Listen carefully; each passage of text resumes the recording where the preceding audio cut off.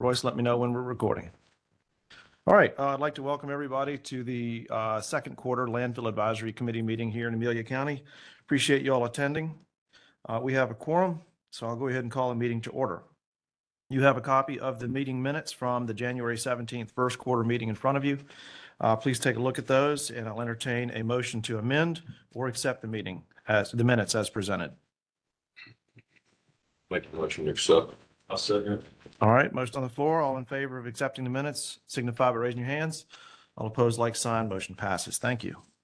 I'll go ahead and open the floor for public comments.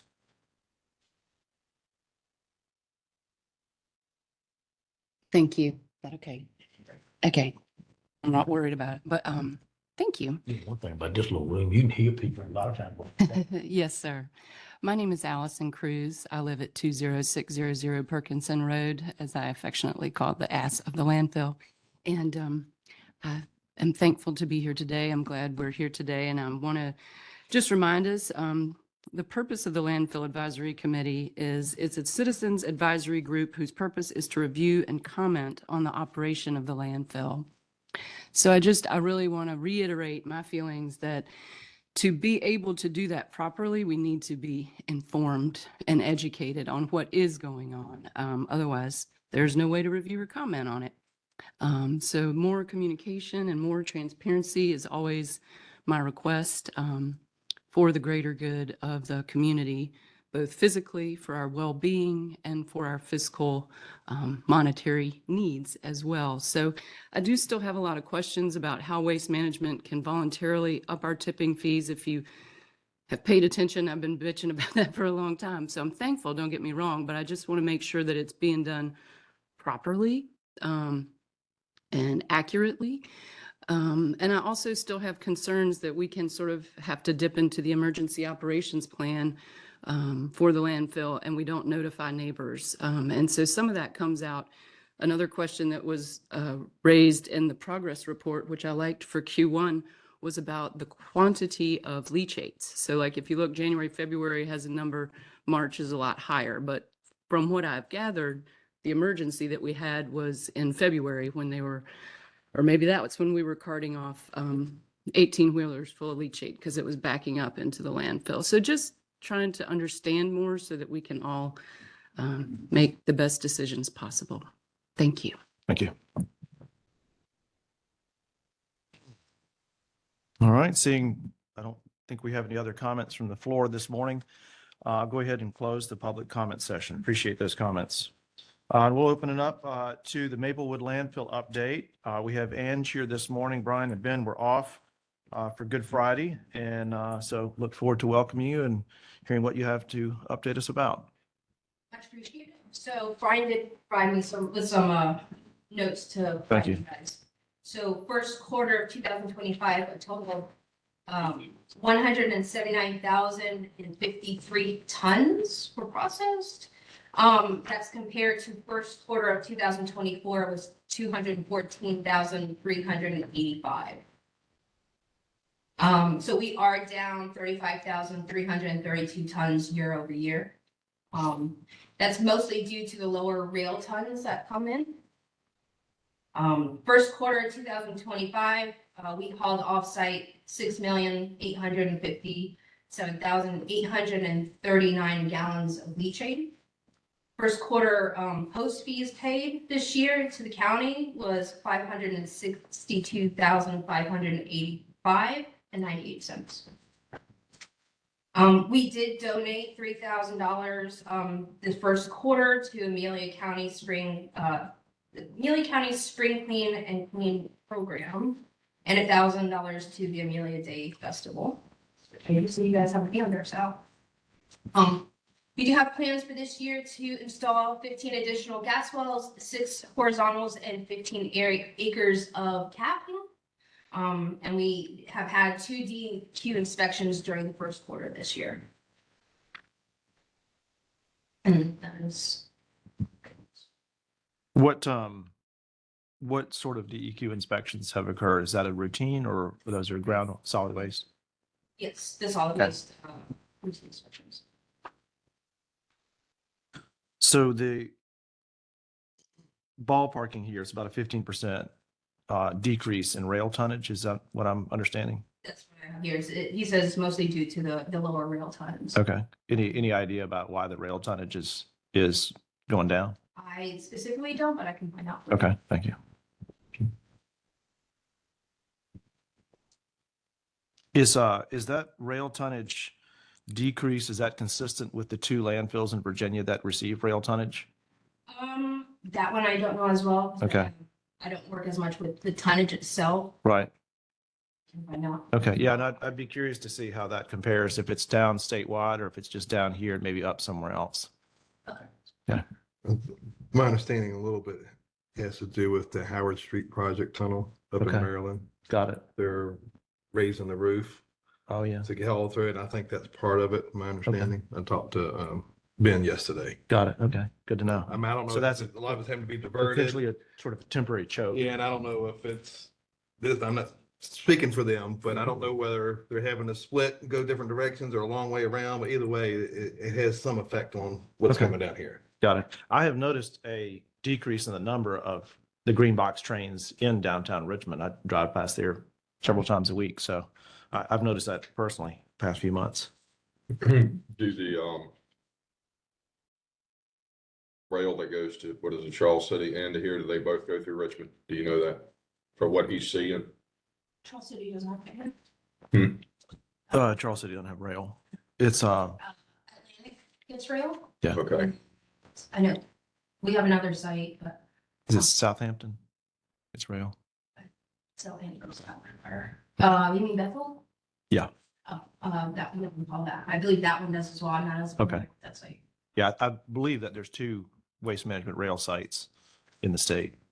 In the whole state, yeah, King George landfill is one of them. Okay. It has a rail. I'm not sure if it's the same tonnage as, or same location for the tonnages. Gotcha.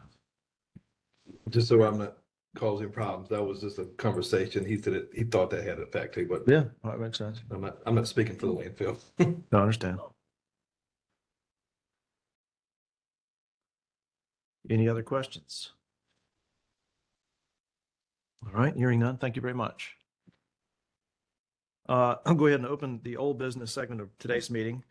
And I was talking with Royce before the meeting that, we had a pretty robust discussion at the first quarter meeting, along with good community involvement there, to discuss the persistent odor issues. I have made a better attempt, not the best attempt, but a better attempt to also drive Buckskin Creek Road and drive around the landfill on all sides periodically, not non-systematically, to observe for my own self, how things are going. And I say it's been hit or miss. I've tried to do it in different atmospheric conditions, different times of the day, different weather and all of that. Definitely have noticed it at times. But how have if you wouldn't mind addressing that, please. Yes, so in the last quarter, since our last meeting, I believe it was I received 3 odor complaints since the last LAC. Mainly all located around the evening time, 8:30 PM. Those are the ones, that's when they came in, people were noticing it. Can I ask you a question? Was it a certain side of the landfill? Or I was it? received one from the northwest side and one from the southwest side. Okay, Mhm. okay. Or 2 from the southwest side and 1 from the northwest Mhm. side. All of them were around the evening time. Mhm. I did follow up with one of the citizens that voiced an odor complaint at the last meeting, and he said it's intermittent, but he's noticed some improvement. That was told last time that when I go to work with Sean, that in the morning, just smell it. I have not smelled it since our last meeting at all. I Mhm. don't know if y'all changed something, done something different, but you not smell it over there.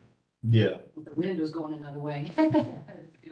That's the reason I asked. Yeah. That's the reason I asked. Like weather conditions. Because All right, let's keep it. Royce, would you mind, you did a good explanation to me prior to the meeting of how the odor abatement system works. I think it'd be good for everybody to understand that. The way it's set up currently on your map, so on the right-hand side where you can see that's the back end, that's the southern end of the landfill. There's vapor units set up right along through here, running on each of the long sides, there's vapor units set up there, and then there is a mister unit set up directly on the back end. The vapor units run 24/7. The mister unit, for recently I've seen, has been running round the clock. They also have portable units, one set up here towards the front of the landfill where the 24-hour drop off is, and they have a portable unit set on the road between the landfill here in the bar area, and then they have a mister unit set up near the waste pile. Is there any nuance that you can add to how the systems are expected to work? Expected to work. Well, I mean, expected to work and how they work sometimes match and sometimes don't. So we have, in general, for our WM sites, we have waterless and water-based deodorizers. So water-based deodorizers, they freeze over the winter time, so then we'll use our waterless. And then, so waterless can be done pretty much year round. And so what he's kind of described as the different points seems about accurate for my learning knowledge of the site. Brian did include some notes here concerning the odor complaints brought up last meeting. Says steps have been taken since the last meeting to combat the odor complaints, including the relocation of an odor neutralizer system to be closer to the active side, which is as he just described. And then it's increasing the deodorizer feed system, so you can have a dial on how much you put in the product. And then for that additional gas collectors, the horizontals have been hooked up and added vacuum, and that is on the don't quote me on exactly specific, but like right in this location. Okay. Got it. Okay. We had discussed at the previous meeting, and I'd like to keep that conversation alive about sort of strategically targeting where the smell is coming from. In talking with Ben, my understanding was that the system is sort of passive rather than active, and passive and not as responsive. So sometimes it may work and sometimes the odor gets away or whatever. And since we're now gathering data and getting a concept of where the issues are occurring, you know, I use GIS all the time, that you can plug this stuff in and color code it to say, okay, in the evenings, it tends to be in this area. In the mornings, it tends to be that way. It's data driven. So you can respond that way and know when to apply. So A, you're not wasting chemical and wasting effort. And B, you can really get on top of it some more strategically. So I'd like to see this sort of conversation and data driven response work better, because it seems like just since the last meeting, for reasons unknown, there is a market improvement. I'd like to see that continue. So however we can integrate the county's collection of citizen response, I'd also encourage everybody that uses the landfill and resides anywhere near it, help us gather this data so we can respond. I think that's the way forward. So Now, I've noticed, and I'm like you, I've noticed with me, now tomorrow might be a different day, but it's not as bad for some reason where I live and around. And now, if Allison would let me hunt on her land, I could go all the way around the landfill. No, that's what, because I hunt wallets there. But You don't have that information. oh, I know. And you know what? He told me years ago, if I needed to, I did. I think really you did. But that it's about, I mean, I live there. that's good. Tomorrow may be different, but Yeah. I just think it's better. Yeah, I mean, that's been, to my knowledge, the most persistent issue that we've had for the environment of Amelia beyond your gate. I was gonna say, when people submit complaints, if they're coming to you all, or if anybody's submitting them, if they could include the type of smell, what does it smell like? That would help me a little bit. Does it smell like a chemical? Does it smell like rotten eggs? Does it smell like a feedlot? What does it smell like? Yeah. I mean, you know, the analogy I use when thinking about how we address this is how a lot of agriculture is moving now with precision application of products. So you're not just throwing it out there in the field and wasting nitrogen where it's not needed. And so if we can kind of target that way in a precision way, I think we can it seems like we are making some advances. So I want to keep that momentum going and appreciate the response that Waste Management has on that front and coordination. Well, I've been talking to Ben right much, and I know, well, first of all, it's warming up, so that the smell should start going away anyway. But I don't know what all he's tried, but some of the stuff that I know, like turning it up, the concentration or different hours, he's tried foam and tried from my understanding, he has been trying different things just to get a feel for stuff. Mhm. And there has been a couple times, and I can't hardly smell. Apparently, I had COVID and I didn't get over it, but there is a couple times where I can actually smell it, and I'll text him, dude, I know I can't smell it. If I can smell it, Mhm. people are not happy. Okay. And he'll say, guys, and I don't know what he does or who he calls, but he seems like he's been working with Okay. That's any good. comments and feedback I've been giving him. So, and I did kind of threw this thought out with him, and I haven't talked to him since, but now we got you.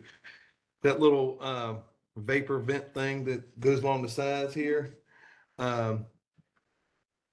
Didn't know how easy it would be to put along the railroad, not because of the railroad, but my thought is if the smell's kind of coming over that hillside and heading towards 360 where traffic's pulling it up and down, if there was a permanent one along the railway, that way when it comes, you know what I'm saying, as it flows over the mountain and heading towards the road and getting sucked up by traffic, maybe that would Yeah. eliminate something. That's one thing I did notice when you were describing how the system is. It is concentrated down here, and everybody knows that there is odor that does drift up here with frequency. So if there could be some attention placed towards kind of creating a defensive wall on what would be the northern side, I think that would be helpful. Well, I mean, I know there's something right there, you can see it, Yeah, but I'm thinking but that's on the one, I lower think that's one end. of the portable units. Is that correct, Royce? Yeah, there's a portable unit right here. So that's a point source rather than a Yeah. sort of linear defensive Yeah, feedback. I mean, it's just a thought, and I don't know if Sure. he's digging into it, but that was something that him and I discussed when he gave me it. No, I mean, it is. I've thought for years that all of the guests through Amelia County, we don't want them leaving Amelia County and thinking my memory was that odor. And so the more we can do to do that is going to really help the whole county. Not to backtrack too much, I'm Mhm. so sorry. I did realize on these notes, Brian did give an explanation about the tonnage that we were talking about earlier. Oh, okay. I'm so sorry. No, that's okay. To his point, I'm sorry, I forgot your name. Benji? Benji. He said the lower tonnage on rail is mainly due to, yes, the Howard Street Tunnel Project in Baltimore, Maryland. Okay. This is the main railroad line that the railroad companies use that feed the rail to us and is currently undergoing a major renovation project. Got it. Okay. Thank you. I appreciate that. Yep. So Royce and I stopped to talk to Royce a couple months ago and apologize for not having time to get back in there and discuss more with you. But how far back does the complaint records go?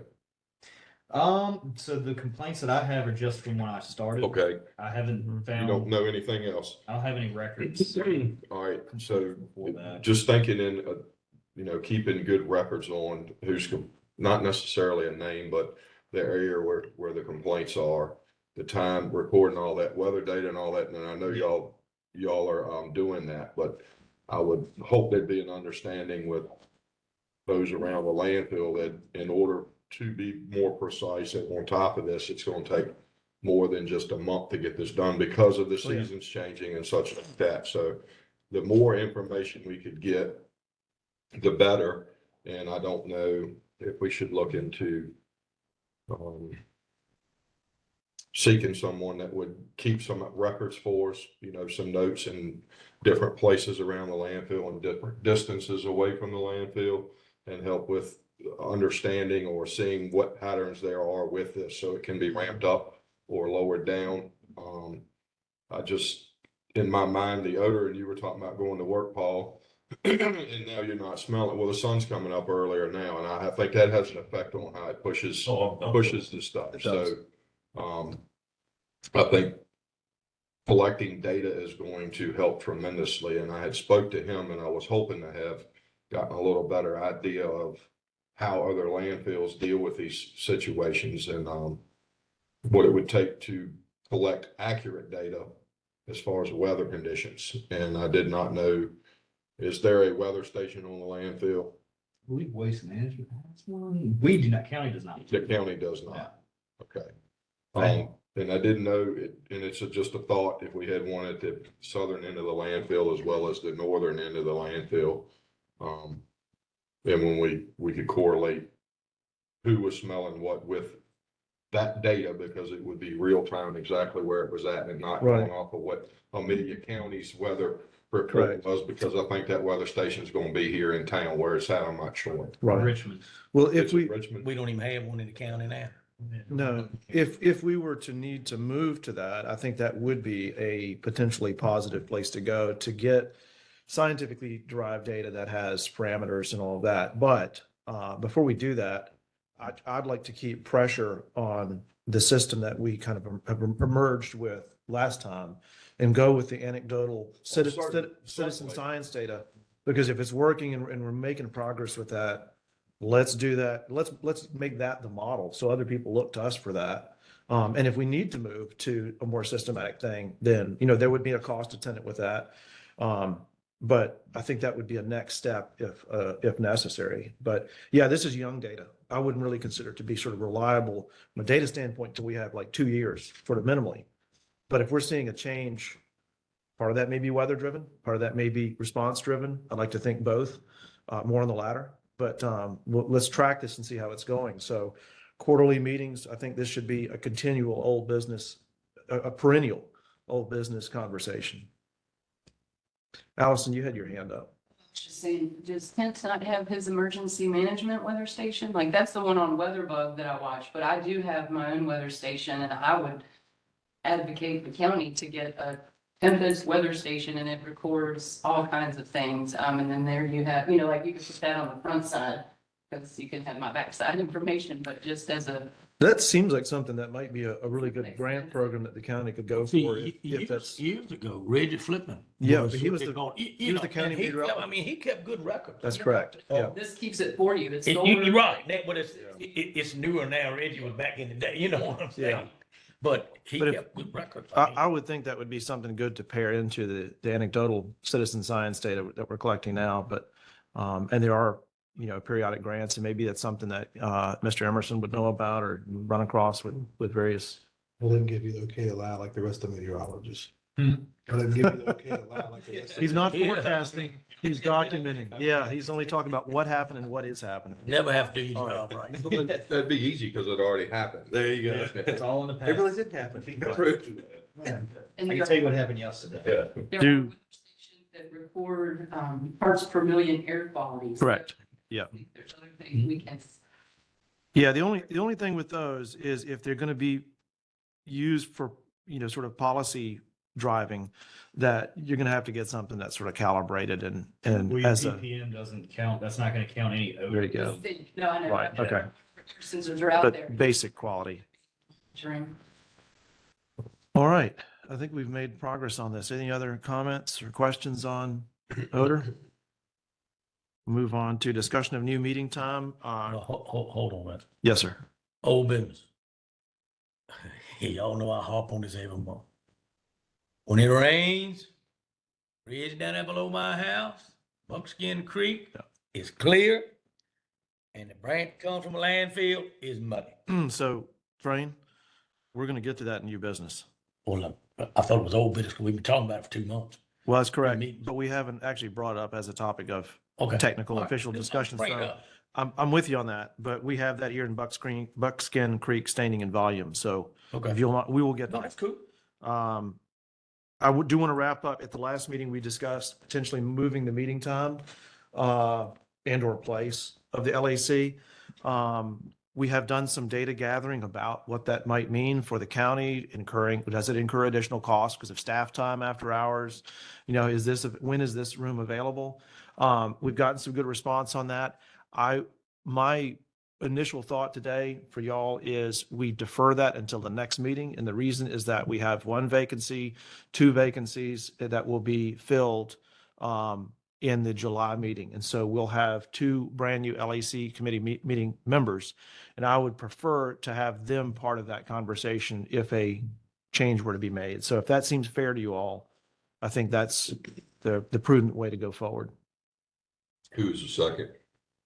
Who's the second? We have Philip Amos that will be taking the seat, and when Paul matriculates off, Brandon Garza will be joining us. All right. Yep. So I don't want to make a decision for both of them without their participation. So if y'all are, Off and Brandon was coming on. Yeah. yeah, so if y'all are okay with that, we'll table that until the next meeting. Okay, all right.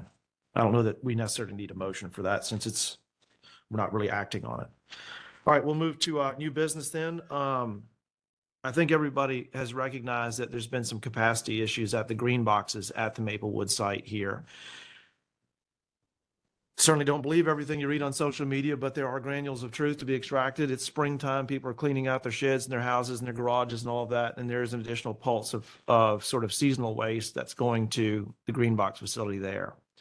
I will say that the guard shack, for lack of a better term, but the gentlemen that are managing that have been extraordinarily patient and helpful with folks that are coming to the green box sites. And I'll urge everybody to please have patience on Sunday. If it's there and you got to take trash home, that's not optimal. We're going to work today to try to create a fix for that issue. I've been up there several times and witnessed it myself. We've had folks that have been dumping trash onto the pavement itself when the boxes are full, even when compacted. An issue that has been observed by myself and others is that there is a lag time between needing to compact and change out dumpsters to get some new ones in there, some empty ones in there. And sometimes, according to folks, it can be 3 to 5 hours, which seems to be a bit excessive in terms of doing that. So I think what we're looking at here is a seasonal issue. This has been recurrent because it's springtime, and recognizing that we can prepare for that next year and either increase the amount of attention that's paid to the weekend traffic there at the Maplewood facility. I would also argue that on Sundays, we have all of the green box sites throughout the county that are closed. And there's at least 2 dumpsters at every one of those. And so there's 5 sites. Is that correct? So that's 10 empty dumpsters that are sitting unavailable to the citizenry on Sunday. And Sunday seems to be just as active a day as any, if not more so, for people, after church, after lunch, getting to cleaning out the garage. The schedule that we have for the green box facilities throughout the county, excluding Maplewood, is Monday and Saturday, 7 to 7, Tuesday and Thursday, 3 to 7, Friday, 11 to 7, and Sunday and Wednesday closed. I'd like to entertain that we move that Tuesday spot, that 3 to 7 p.m. Tuesday spot, to Sunday, or do something like that, if possible, to open the green box sites in the county on Sunday. I don't know what precludes that, but that would, without having to do anything at Maplewood, give you 10 empty dumpsters scattered throughout the community. So if that's something that's feasible, that I would like to recommend that we explore that and make a recommendation. I don't know if we need to go through the board to that or straight to waste management, but I think there's a fix for this, and I hope it's as easy as I think. Well, Brenda, you and I were talking, and I read the contract 10 times to make sure there's no set thing in there. So I don't see how it would have to go in front of the board. Right. In other words, it doesn't say they're going to give us 10 dumpsters. But what has happened, Ross and I done some looking, since 93, the population has went from 8,000 to 13,000 Sure. people in the county. To me, from living there, it's the same amount of dumpsters there that was there when they started, Right. not with 5 or 6. And they have enough room to go down a little further if they want to put some more there. And I'm not saying that's what needs to be done, but Right. I've done a whole lot of checking on. Roy's helped me do some looking. I just think it hadn't been kept up with the population of the county. Right. And springtime is definitely what you're saying. Exactly. It's springtime. I've heard more complaints about that than I've ever heard about smell. Likewise. Yeah. We went to the dump and did stuff later. We went to dump our stuff and we couldn't put our stuff. We did. I've heard more complaints about that in the last 2 months than I've ever heard. They're open 24 hours a day, 7 days a week. Correct. I don't think the employees are probably there 24 hours a day, 7 days a week. They're not. So I hate to say it, but if you closed on Sundays, you wouldn't have a problem. I mean, if everybody dumped on Saturday, you wouldn't have an overrun on Sunday. They could dump, Monday through Saturday. So we're kind of asking them to, I don't know if they have to pay overtime on Saturday and Sundays to the employees. I mean, we're kind of asking them to spend more money for us to be able to dump our trash for free. Is how I'm kind of looking at it. Right. What you're saying though, if you close on a Tuesday and have the same employees open up on a Sunday, that's something different. But as far as a Maplewood site, if you're asking them to accommodate something we're doing for free, you're also asking them to spend more money for us to be able to do something for free. My thought right now It's kind of a little- is to reallocate assets rather than to Yeah. add assets. Yeah. Well, I think we got a couple things going on. I think we're absolutely being abused by out of towners. That is something I would like to segregate from this conversation because it is every bit as important. Yeah. But I think we need to address it as and pretend that it's just the county first. You know what I Okay. mean? Well, just a thought of being feasible. I wonder if we couldn't, if they would swap some hours for somebody to come in on Sunday and not put them in all the spots, but just to move those 5 boxes to the side, cover them up, and put 5 new ones. Come spend a couple hours there swapping stuff out and go home and get, swap a half a day later in the week or something. Instead of putting employees at all the stations, just at the landfill, just somebody come in and swap the box out after lunch and put fresh ones in for the rest of the afternoon. When I went by and me and Royce talked, Royce got, looked out the window and there was 4 empty dumpsters sitting back out of the way that were not being used. In other words, they're there, and if they were in the line, it would make a big difference, and that ain't that much more expense on them to set 4 more dumpsters up there. And Yeah. And this is just in the springtime. You're definitely. I mean, I've lived all the time. Man, when COVID, oh my God, I don't want to. She was here and saw it in COVID. They couldn't dump. They could have had 2 trucks running back and forth, and they could have dumped fast enough. I know you're not on the HR side of things, but Yeah. what do you think about that? It's from Brian. He gives very thorough notes. And I did make notes of what you guys mentioned and I'll relate to him, obviously. He said, increased volume during the spring cleans, as we've discussed. And we're currently working with our hauling partner, to increase the pulls and the switch outs and be more strategic in timing, as you guys were talking about. We do come in several times during the weekend to also compact the cans with the backhoe. Longer term, they are looking at several other options. He says to be discussed at a later time. Okay. But you can't say what those options are. Okay. All right. I would like to see the green box facilities open Saturday and Sunday, if not for all of the day on Sunday for a part. I think 3 to 7 is a good window. Everybody, not everybody, but many people are doing home projects, doing stuff there that's going to drive and generate a little bit extra trash, or just want to clean the dumpsters, clean the garbage cans out and start the week afresh. And having lived next to the Epps facility and having to drive to Maplewood, it seemed like, gosh, we should have those things open on Sunday. So personally, that's where I would try to push more so. And if we could move hours, I mean, again, to reallocate existing resource without having to add new costs to you, that would be optimal. I will relay that to Brian. Thank you. Royce, did you have a comment? I was going to tell Train, they do use those dumpsters during the weekend as replacements. Those are the ones they swap out because they don't take any waste onto the hill after it's closed for the weekend. Okay, but now the day that y'all got the pictures that I took. Yep. The day that I took the pictures, those boxes were sitting there and not being put up there. It's what I'm getting at. They had 3 or 4 boxes sitting there.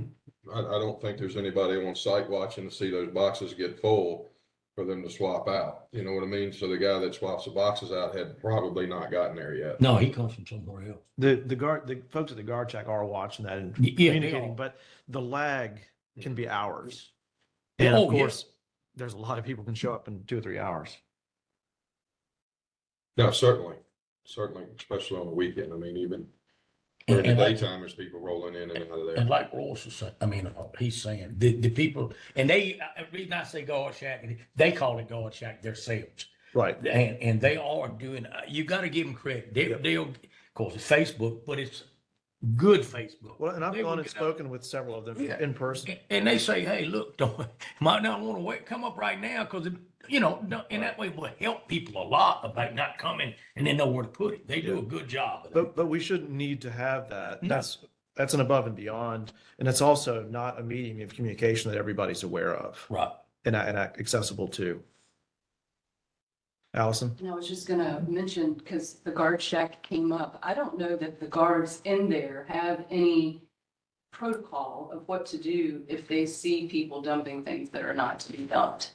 And just so I feel like they need more support in, well, they don't have a bathroom either, which is unfortunate. But so just to have more knowledge, for them to have more knowledge of what to do, like if things show up that aren't supposed to be there, because they don't know what to do. Well, that is probably a good segue into what Benji had brought up.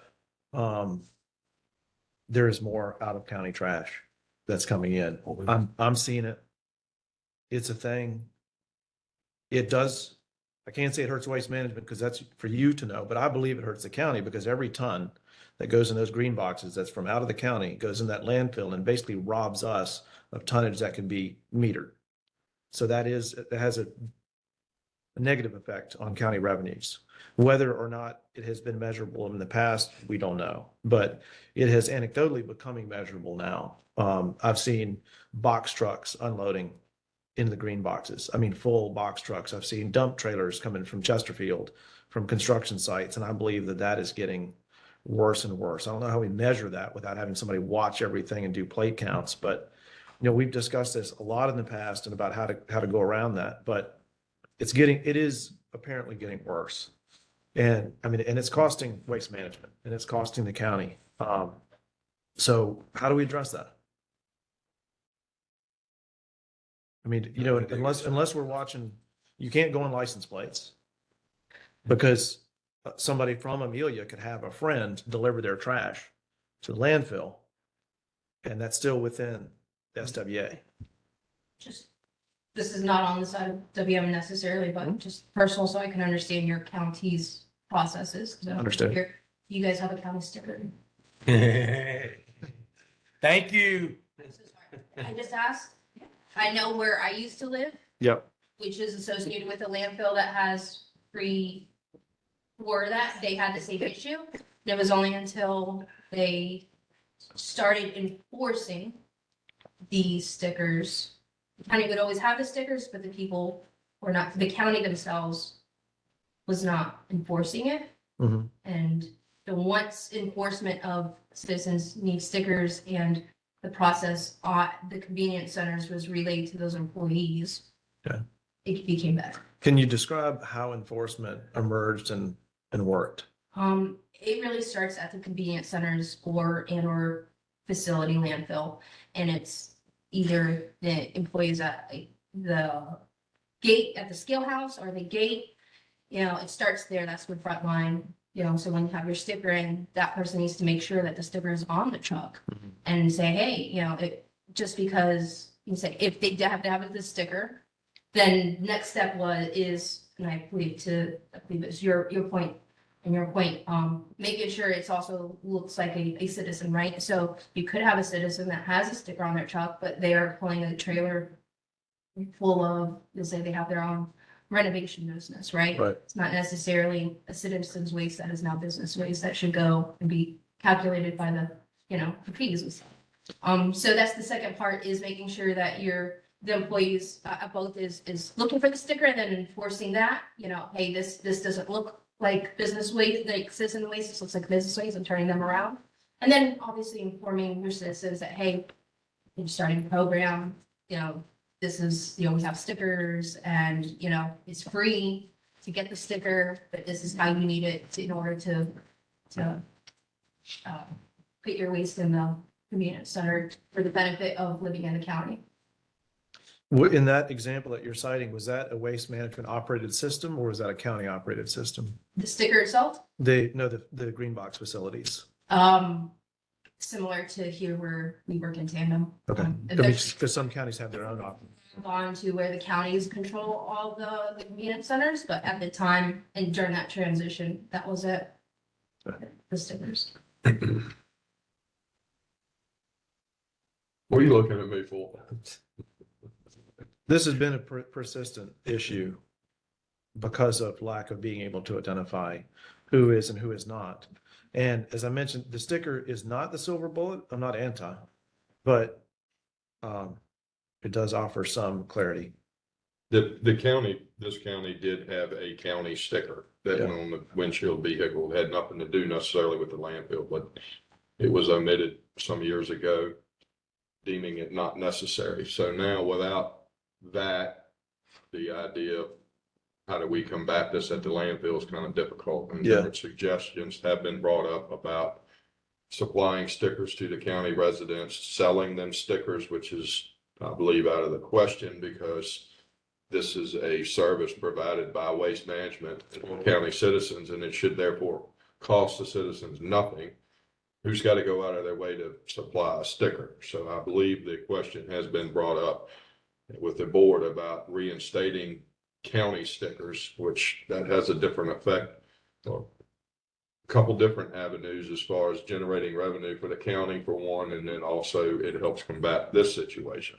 Right. You know, so The problem, when I lived in Chesterfield years ago, when you pulled up to their landfill, there was a guardhouse there.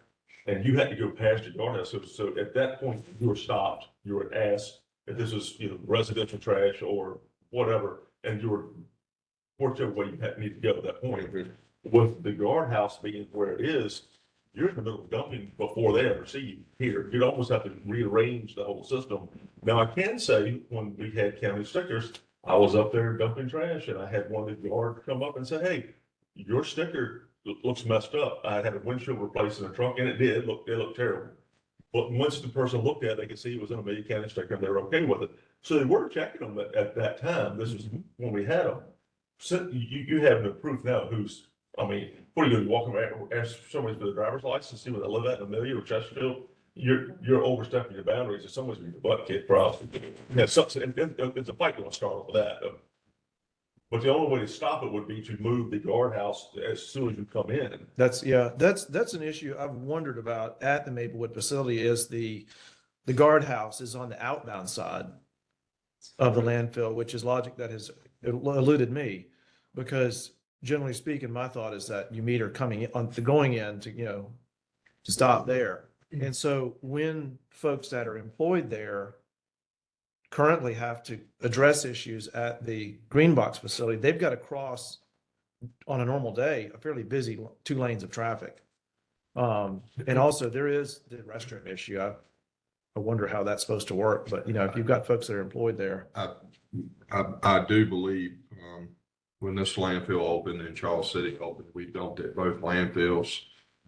I don't recollect about Amelia, but I think the idea with where the guard shack location is it was more for the actual landfill, and they would check and monitor and write down license plates of every vehicle that went into the landfill to go across the scale. So Right. therefore, the guard shack was on the same side as the driver's side of the truck, so he could communicate with the driver more easily, more readily. It had nothing to do with the green boxes over there. Okay. I don't recall because in the big opening of the landfill, it was more convenient for us to dump it in Charles City, so we dumped there quite a bit more. So I don't remember exactly how everything took place here in Amelia. I know they were pretty strict in Charles City. That was when Chambers owned the landfill.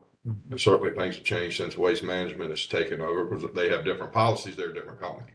So I do know like I said, Charles City, they kept meticulous records of who came in, who came out. It was more of a process going in than it is here where you go straight to the landfill. So I think the guard shack placement was not intended to be there for the green boxes is what I'm trying to say. Right. No, I'd never have thought that it was. It has certainly assumed more of that use over the years. And correct me if I'm wrong, but isn't more of the face-to-face communication between trucking and the landfill occurring at the way station? At the this scale point, house? it's It's almost 100% there, right? yes. Yeah. So, I would say, not speaking on behalf of the committee, but the concept that you've got the facility across, it's not a major road, but certainly a lot of traffic there, sort of spatially separated is a conflict with the oversight of it. So, Yes. They're not seeing the traffic coming in as easily as they might be if they were located like on the right-hand side when you first pull in. You can always reverse the loop, scale. Yeah. That brings them a little further down the road. Take the work out a lot for the gate mainly because when I'm going in and out of there after they close to the. That has to operate the gate is down. Yes. Manual. So when I pull up there, he hits the Okay, button, all right. he hits the button. But also, All right. Richard tried to sell it, put a fine sign up there, you know, first offense, such and such fee, second offense if you're not a resident. I would think that would deter some too, but there was, I picked up no steam at all. With you at the board level When I was about kind putting of up. the sticker Okay, and have signage there like residents only, first offense, say $250, second offense, 500. Well, that's enough to scare me if I wasn't, you know what I'm saying? But that, I picked up no steam, so I had to walk away from it. and that's a good question. Is, new on the job here, but is there a county ordinance that governs, the ability to fine folks for violating tipping fees? I'm not aware of any. Well, if it's accepted as a county ordinance, yes, There would, If have- accepted. definitely. there would have to be some sort of ticket available to do that. But then you're putting that on the guards. I've heard in the past that there was something, and I think there was Okay, an officer that had ticketed people illegally dumping at some of the Okay. remote sites. okay. If you don't mind finding out for us, and I apologize for our lack of clarity on knowing that immediately, but, if there is an ordinance, then I think that the ordinance should be posted at the green box facilities, but there's, There's no one. yeah, because if there's not, then it's just I mean, we can't just make a fine. When I was pushing it, it was like, well, that's up to waste management. That's their employees. Right. You can't ask them to keep track of that and whatnot. Right. And it seemed like there wasn't a lot of interest in pursuing that type of thing, which I understand. You get somebody that gets bucks you. I'm not. Yeah, not I mean, that guy. I think we're seeing a structural problem here, which is that right now it's more of a thought on paper rather than a legal structure. Correct. And until we derive a legal structure, there's nothing to enforce. Well, you'd have to have an ordinance. You just say you're not supposed to, as opposed to saying it is illegal to. The board of supervisors would have to pass an ordinance that said it's illegal for out of county people to dump trash in those green boxes. And then it would be, Sorry. I didn't mean to interrupt. Are you? no, I'm through. Just gonna add, the employees in the garden shack are employed by Garden World. Correct. So I mean, that's a different, you know, And that's a relationship between Waste Management and Garda World, 100%. to be assumed. Right. by- I think it behooves us to, as we are a commentary body, to maybe provide an official comment upwards to the board to consider creating an ordinance that would put some teeth behind what we already have in place. And we have a contractual agreement with Waste Management. So why not add something that protects both parties? And I mean by both parties, the county taxpayers as well as Waste Management. That's going to enable us to move forward with signage and enforcement. But with no law, what are you enforcing? And the judge gonna laugh at you, kick it out. That's what's gonna happen. Yeah, if you don't have an ordinance, You know, a ordinance. code for him to go by, definitely. Without it. So I'll put a motion on the table to recommend that the Board of Supervisors consider the creation of an ordinance governing penalties and fines for non-county disposal of residential and commercial trash. I'm watching you right there. I will say, you have to repeat that thing, didn't you?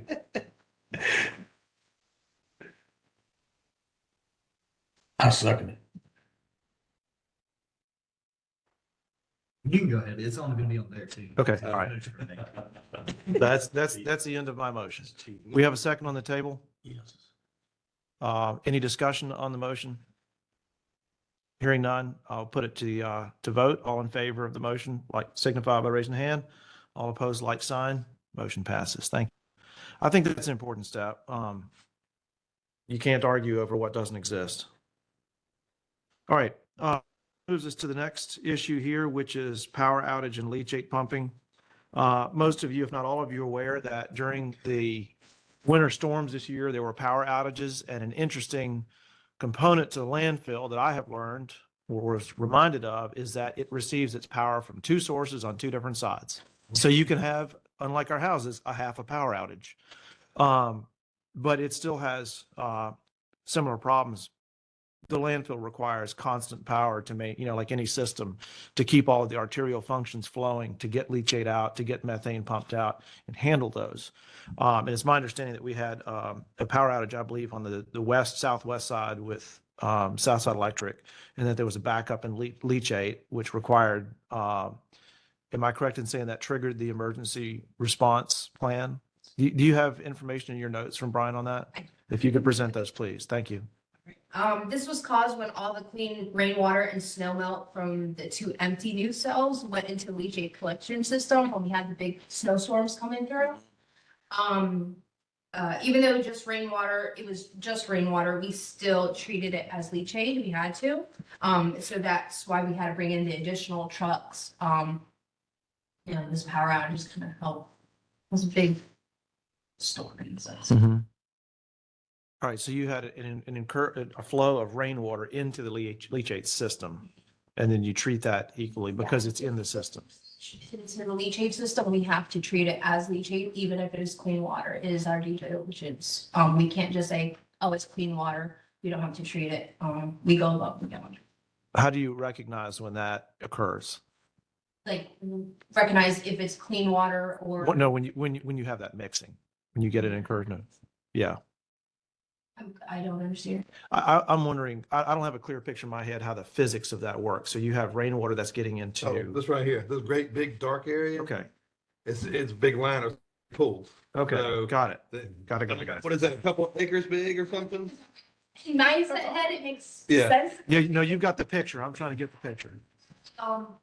Think like a bucket, right? If it rains and it's just gonna be in that bucket. Yeah. So that's what your cell is, the blacked out portion on this. Okay. Right? So rain melt or the snow that we had. Right. Sits there and that will, that cell and all our cells have leachate collection system in that. So it Right. will feed right into the system. We can't separate it out. Got it. It was doing its job. Right. Are there systems in place? So if I understand correctly, every cell has sort of a double line or a double hull to it. So if the primary membrane is is compromised, then any leaking into that, I think it's a gravel secondary, and there a gravel layer in between the primary and the secondary. Is there a way of testing that void space periodically so that you know that the primary. Right, but then you have the secondary. So is there a way of knowing that the secondary system is working? So in other words, is there a way to test the backup system so that, The secondary pumps, yes. So you have primary pumps that pump out of your main part of the cell. yep, So that's your main liner yep, here.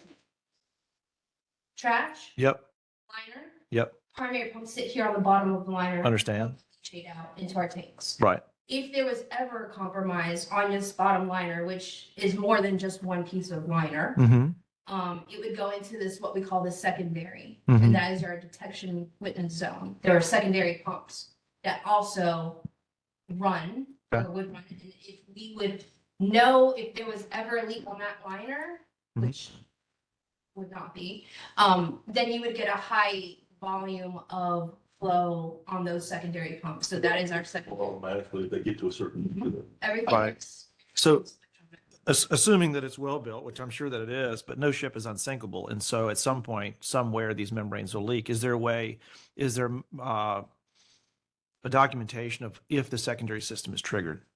Yeah, we do weekly readings. Okay. on the systems, all the sub houses around the landfill. Right, but I mean, so the readings would pick up if you have a primary membrane. Okay, and that's a documented thing that, okay, It's like, what, 3 foot of gravel on top of each line or something? It's an insane amount of gravel. So many levels of gravel, the chances, and also this liner's on the bottom, you have hundreds of feet of trash on top. right. Well, I agree the chances are low, but they're not zero. Okay. Well, I just want to know what sort of alarms, so to speak, would go so that you know that you've got an incursion. Okay, is Right. our way of knowing that. Yeah. Every landfill, we have. Okay. And dumb question, but if you have that and you know that the primary membrane is sacrificed, then it's no longer the primary membrane. It would become moot. Yeah. It would. If the liner on the bottom of a cell was Mhm. sacrificed and we had high volumes on the bottom Mhm. in that detection, you guys would know and that landfill probably would be closing. Okay. The chances of that is like. Not, don't quote me on that number. I know we're recording. Right. Slim and none. Right. Okay. Well, no, it's good to know how that works. Like I said, because once that's, All sorts of safety protocols for that, but we also, in order for us to detect any kind of leakage, we also have groundwater wells, we have upgraded, downgraded, we have almost everything in place to make sure we do our best to make sure we protect the environment. that's good to know. I appreciate you sharing that because, I don't want any of us operating on assumption. Understandable. All right. Any other comments or questions about that issue? My understanding is that the emergency management protocol was triggered during that. And It's a contingency plan. right, which, for clarity's sake, is really to prevent real emergencies as much as it is to respond to them. So, okay. All right. Train, you had brought up, Buckskin Creek staining. I think it's worth talking about. This is something Allison's been documenting and providing to us as well as other folks. I've spent some more time in the past month going down both after big rain events and not, because you shouldn't judge everything just after a big storm. And I've got pictures and I've witnessed that where the two Buckskin Creeks come together, there's a big difference in appearance. I'll leave it at that. There's also a big difference in volume. I have not measured the catchment basin for the two because that should be part of it. But we all know that when you remove trees and things and you have less permeable surfaces, you have more runoff. And I know that you've got lots of things in place for that, but I think we all acknowledge that differential in how the creeks appear at their confluence at Buckskin Creek Road is of some concern. Train? Yeah, and I mean, it's just obvious like when we had to, and I'm gonna say back when we y'all had trouble with the leachate and all that, we got a lot of water in 3 weeks. And I mean, you could just go down there and I don't want you to know where I'm talking about, down below my house at the bridge.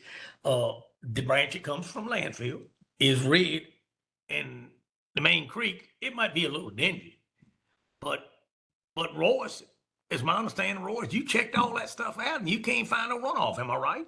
I checked all the settlement fences, looked fine to me. I didn't see where any of their permanent outfalls, all of your outfalls are permitted through the state as point source discharges. That was all fine, but from what I've come up with, your turbidity doesn't necessarily indicate that there's a problem with your total suspended solid. So the turbidity is just how it looks. And the speed of the water coming down through there, the temperature, all of that will affect how it looks. Because one side naturally is flowing faster. Even when there's no rain, that one side does flow faster than the other. Yes, because it's a narrow branch. But here I go because I've lived there. I remember when that bridge was close to 6 foot down to the sand. Mm-hmm. And now it's about 3 foot. So sediment has come down through there. Not saying it all comes from landfill, because I don't know that. And you're right about just because it's a color, but it has definitely filled in a lot. Now, we're talking about 93, and I don't know how much of a volume is supposed to do that. If we're harping at something that we don't need to be harping at, then I'm okay with it. But it just, common sense is all I've got. And if it's red, dirt's coming.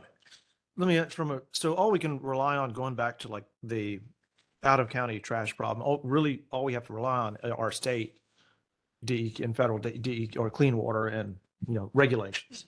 That's what we have to go on. For water testing, are both branches of Buckskin Creek compared to each other? The creeks aren't compared to each other. The testing occurs on the property at specific surface water sites for surface water testing. They Okay. have specific surface water sites.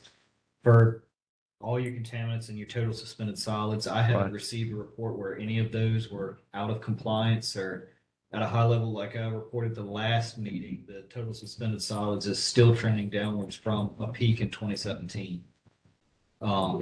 Which that was tested on an area as it leaves the landfill. Okay, so that peak in 2017, regardless of cause, was that peak sort of within parameters? I'm not sure what the parameters are on that sort of thing, but was there any reason for comment or alarm or action? Okay, But like I said, in all your outfalls, I looked at all the outfalls. I didn't see where there was large clumps of sediment leaving. There was minimal rock staining. It wasn't large amounts of sediment that I could see leaving in one fell go. right. Well, and here I go. But anyway, you have the main branch, I call it branch, that comes from in behind Mr. Cruz's land.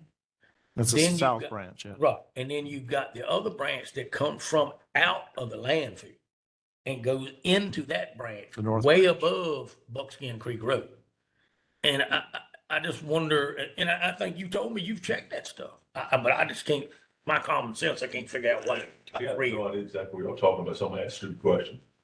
The branch they're talking about that's running red, is it originate at the landfill or is it originate above the landfill? One of them originates in the landfill. Yeah, yeah. It's not like the Appomattox coming from somewhere else. It's that one comes off. But then you've got the one that comes from up behind y'all's house. You know, for some, Actually, could this sediment not be coming from the landfill, could be coming from something above y'all? That's what I'm asking, you know. That's something I didn't do for this meeting. But is this? Correct. Could this be coming from somewhere else? Yeah, yeah. And this isn't a blame thing. This is more of a curiosity about why that's going on. And it happens to be that Maplewood Landfill is probably the largest landowner in that watershed. And Royce well knows this, but USGS does provide, you can go on any waterway in the country and drop a dot on that and it will show you, it will delineate the watershed above that point. Okay. So there are ways of knowing officially where a raindrop falls, where it's going to end up and what the catchment basin for a place is. So that is going to derive all of the parcel owners within that. Okay. And then, all of the sorts of activities that could occur that would contribute towards any change in the composition of a waterway. There was just something that ran off of this only. I can't say one of that. the creeks comes from up in Jetersville. Yeah. Oh, But it's coming. Yeah. matter of fact, comes from up in there where the tower is off of Farmers Lane. It comes through by Wally Hardings and them and comes down through there.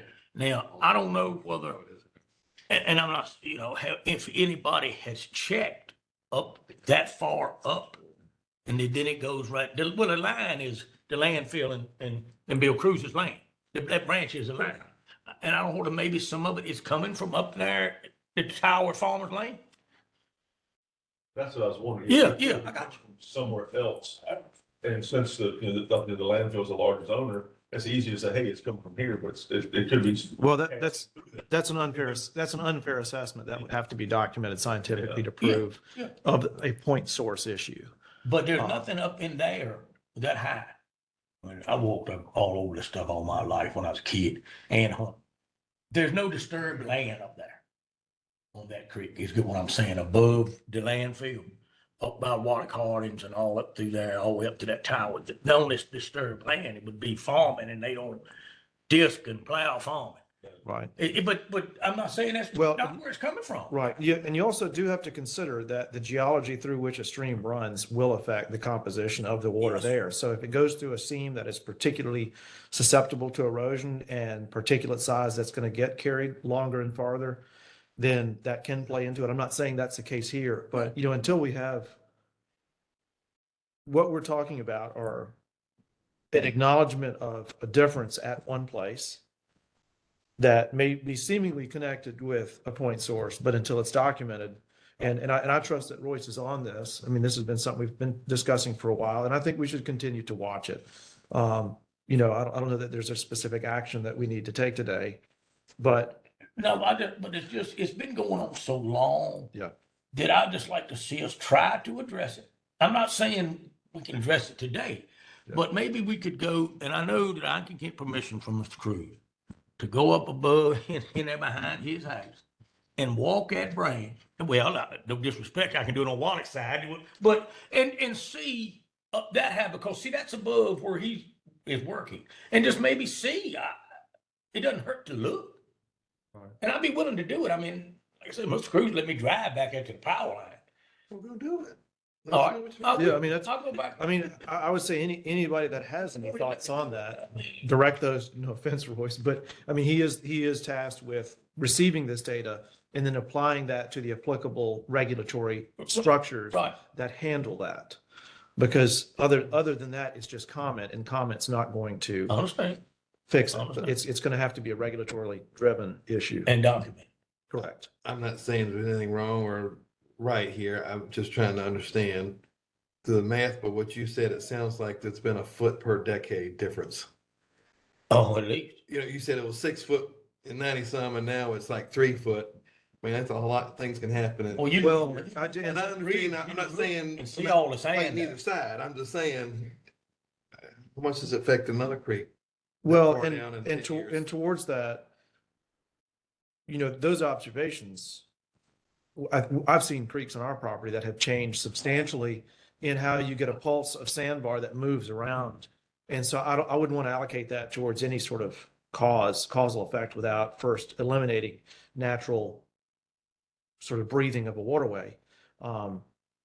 But again, all of that is worth reporting so that it becomes, going back to how we started this, without accurate data, we can do nothing. And so gathering, the more data we have, the more informed we will be, and the better off all of these decisions will be made. What I will do, I mean, I can observe and tell Royce, and he can go check things, I will go at Buckskin Creek Bridge, so I can hunt on both sides. Mhm. I'll go turkey hunting in there, and I'll walk down and see how far I've never paid attention to how far that big sand deposit has went down the creek.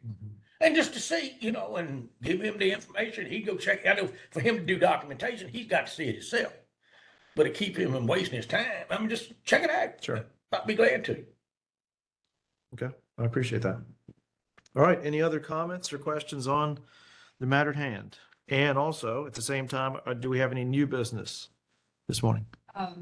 Brian did provide some notes. We've pretty much discussed. Thank you. Yeah, please. But just so it's on record, we do have a stormwater bid fees permit, which was renewed last year. We are currently in compliance with it. In addition, with the sampling that's required by the permit, we also conduct, as Royce mentioned, quarterly surface water sampling. We do utilize all the normal BMPs. We have KV check dams. We regularly clean out the 4-bay and basins. We just did that over on this basin over here. This past month, we have silt fencing, super silt fencing, straw matting, etc. Right. Okay. Thank you. Appreciate that. And before we move into any other new business, is there anything from Brian's report that remains to be shared? I believe we have it. Okay. Thank you. I didn't want to run over that. I appreciate you conveying those. Any other new business this morning? I just got a quick comment. How's the comment line working? Is people using it? I get comments coming through to me. We talked. Yeah, Trey and I had a discussion about that. I think we decided the best way to do it is to continue as it is, where they come directly to me, or they can utilize any of the avenues that the county already has set up for comments, complaints, and concerns that way. Yep. There didn't really seem, it seemed like it would be an overcomplication of what we have set up already to implement anything new. But what happened the day with the trash? When I took the pictures of the trash, Mm-hmm. I had 3 people call me on Sunday, and I had 2 or 3 on Monday called me, Mhm. which I don't care. I don't care if they call me. But they seemed to didn't understand that we had this. How can we get the word out? You can also call me. If you receive a complaint, call me. Yeah, I know, but what happens then, in my job that I used to have, you don't want a middleman. Yeah. Things get lost in a middle. Could we get the paper to maybe put something again to contact the contact his number, or however? I mean, I don't care if they call me, but it's better if they call him. Well, I mean, that would be something that would be entertained in a motion. If we were, because that's an action. Yeah, but I mean, I'm not gonna make a motion till I see if everybody thinks it's a good idea. I mean, I don't know what it's a good idea, but I think it would be because Roger Jones called me. Okay, he would talk to Roger Jones. Mhm. Because what we was talking about a while ago, I'm just a middleman Right. and I don't really have, I'll make a motion if y'all think we need to try to post it some kind of way in a paper again, or I think we did do that, didn't we? Or put it on the website. It's on the It's on the website. Yeah. All right. Two. Okay. My emails are on the website. That's correct. Okay. My phone number's on the website. Um, And couple things, just for my clarity, so that the present way that comments are being handled is you have a spreadsheet that logs that for address, time and all that. Okay. I don't log, I locate, But you have some sort of location. for odor complaints, Okay. I record where in reference. to Right. The landfill it came. I don't record the person's address or their name. I record when it came in, time. The observation location. That and makes sense. Weather data, and then their location in reference to the landfill. Right. Or south, east, west. Right. pipe. Because, going back to what we were talking about earlier, as we get more of this data, that's location, weather, all of that orient, that can be processed now to create heat maps of problem zones for targeting. And I think that's where we really ought to try to move, because it's going to save a lot of strife between the community and waste management. It's going to save, at that point, we can say, if somebody has an allegation of a complaint about this or that, we can say, no, we've studied this, and here's what's going on, and maybe we need to address something. So I'm glad that's being collected, and it's going to take some time to get enough of that to really get the full picture. Right now, we've been doing this sort of happenstance, and points have not been connected. That's right. And the other thing is, point two is, however we address communication between the community and the county and waste management, I do think it needs to be comment-based, not complaint-based. Comments can be complaints, and they can also be kudos, for responding positively to an event. And that's what we're looking for, are getting positive comments I have received. as evidence of progress. I received some of both over the last Good. quarter since this was brought up. I did receive the 3 complaints, and then I received one notice from a complainant that the issue had improved. And see, that's valuable Yeah. information. I mean, my ideal LAC meeting would last 17 minutes, so it would conclude with, you're doing a great job. That's- What question?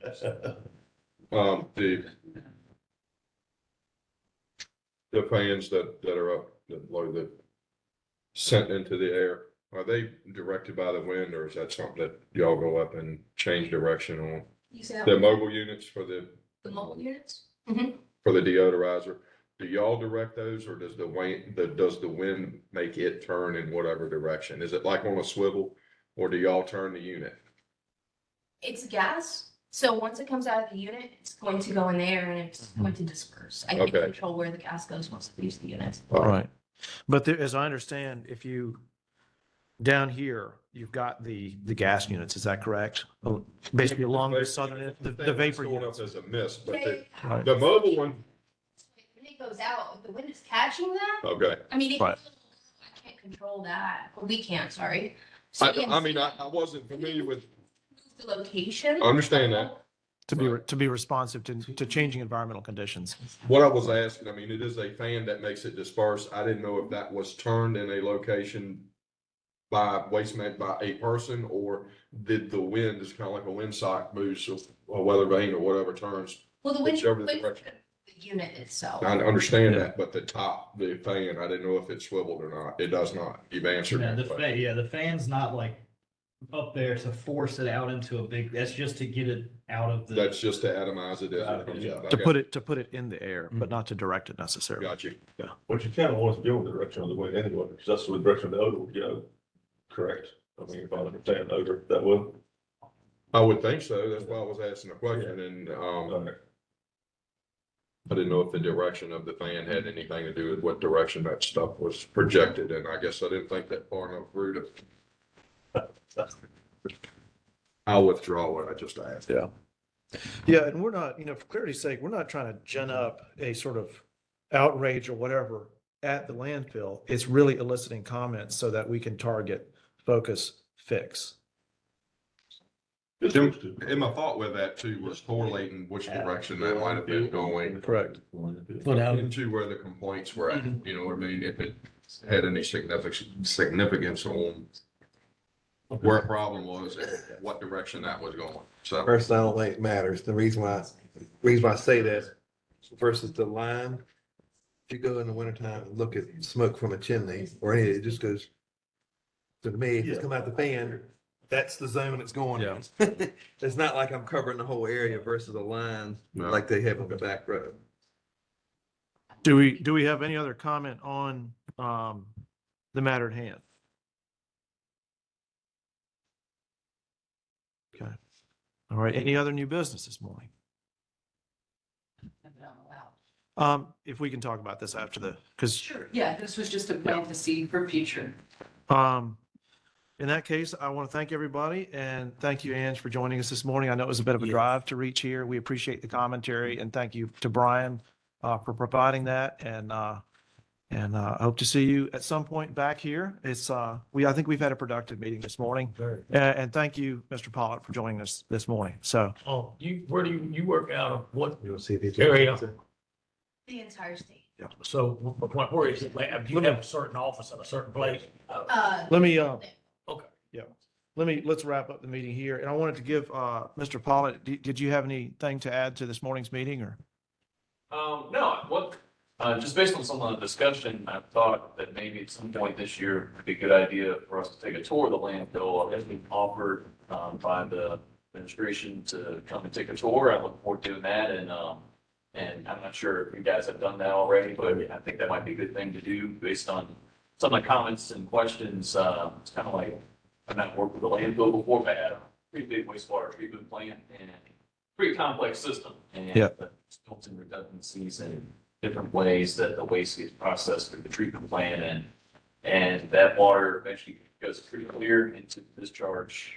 Usually it's into a creek or river of some sort. A lot of people don't realize that. So it's very fascinating. So look forward to learning more about how the landfill works at waste management and I think it could be good for everybody to do that, even if you've done it before. All the Yep. best information. Yep. And also I'm overdoing and doing another tour. It's been 3 years since I did one and a lot has changed in 3 years. So it's a living, breathing system. So it's incumbent on us to understand how that system is changing. So Ross, we did one, what, 6 months? 6 ago? months or so. Yeah. Yeah. 5, 6. You know, some of you couldn't come, Okay. but All right. Well, let's get another one put together here in the next couple of months. And I'll make sure to make time for that. you maybe check with him. Yeah. We'll And get, so we'll get, we'll get, we'll get direction No, from he the doesn't have county on that anything front. Since he came to work before. But, you know, Communicate with Brian. Yeah, there you go. Thank you. That'd be excellent. Figure it out. All right. Well, with that, I'll entertain a motion to adjourn second quarter meeting. So seconded, all in favor, raise your hand. All opposed, like sign. Thank you very much.